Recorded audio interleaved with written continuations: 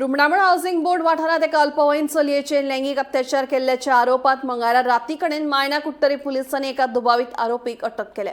ह्या प्रकरणात POCSO कायद्याखाला case नोंद जाल्या। पुलीस फुडलो तपास करतात।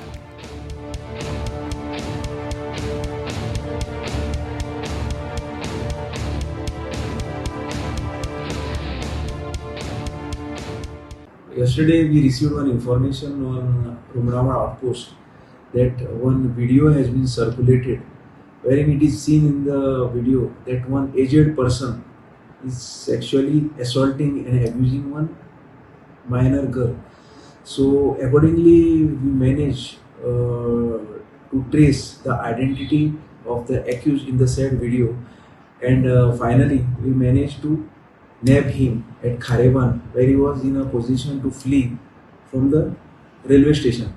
So further we secured the presence of the parents of the minor girl and recorded the complaint of the mother of the girl, and further we registered the crime under POXO Act and BNS.